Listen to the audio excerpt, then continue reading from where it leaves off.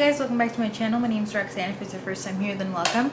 Today I want to talk to you guys about the books that I plan on reading for Pride. I am so excited about Pride. It is in June and I have a bunch of really awesome books that I have been saving for this month and I'm so excited, so I just want to talk to you guys about them. So the first is called Not Your Sidekick by C.B. Lee, and this is a YA, I believe, superhero novel with a bisexual main character. So yes.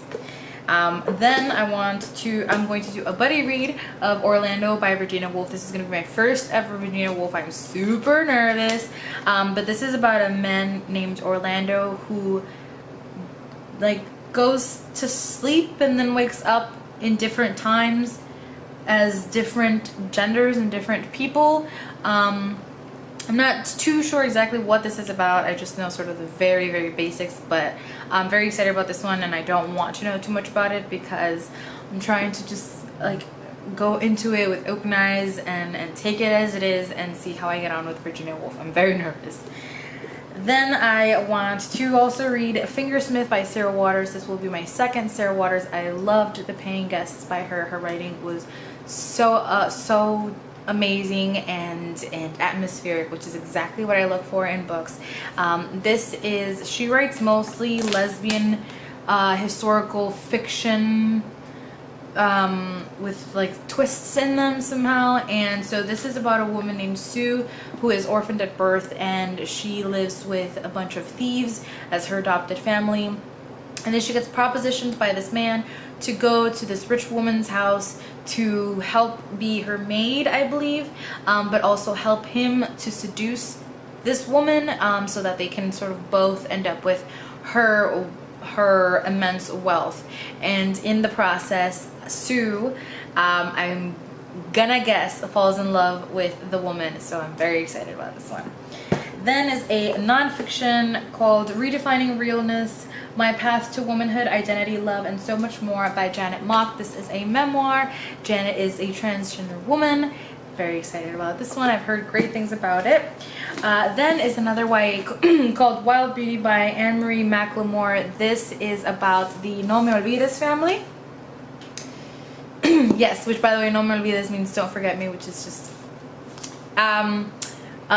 this is a YA book about a family of women. It has bisexual rep, and anybody that they fall in love with disappears, or is it any man they fall in love with? It just says if they love too deeply, their lovers will vanish. And it has an absolutely gorgeous cover, and I've heard nothing but amazing things about this one, and it has a little bit of magical realism interwoven in it. I'm so here for it. Latinx, bisexual main characters. Yes. Then we have another, it's a nonfiction memoir graphic novel. It's a graphic memoir by Maggie Thrash, and it is called Honor Girl.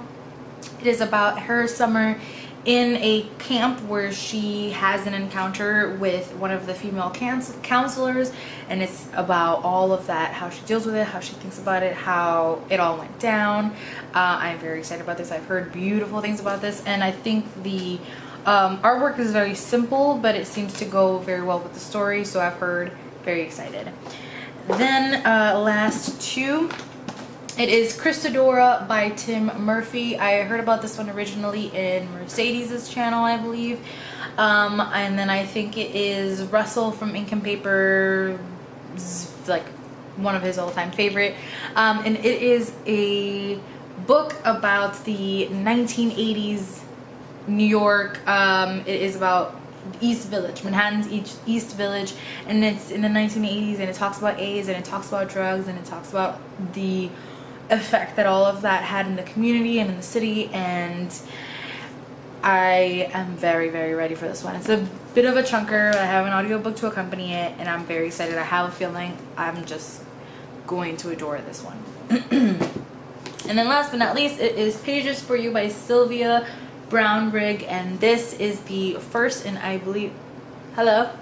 Can I ask a question? Sure. The other book? Christadora? Yeah, does that talk about what was his name? Son of Sam? Does this talk about the Son of Sam in the 80s? I can't remember when he was. I think it was, 70s, right?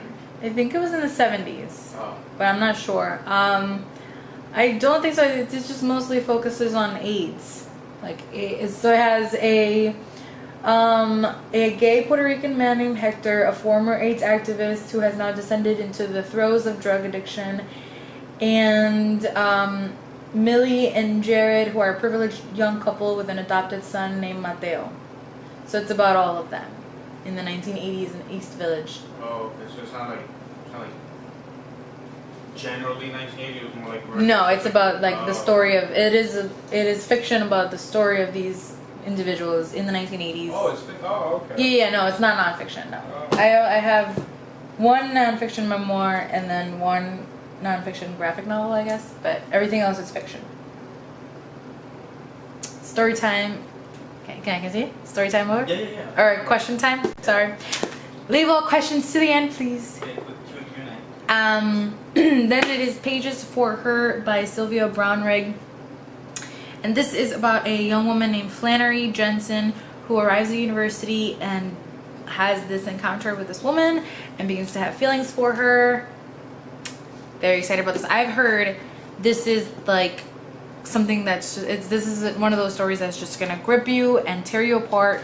And I think the second one, which is Pages for Her, is even worse with regards to the emotional reaction that you have to it. But I am very excited about this one. I've heard beautiful things about it. So yes, those are the books that I plan on reading for Pride. I hope to get to every single one of them because they're all so amazing. I'm sure I'm gonna love all of these. I have to. I'm going to. Let me know what you will be reading for Pride. Let me know if you have read any of these and what you thought. Give me any suggestions as always. Thank you for watching and for listening. I love you guys very much. Happy Pride!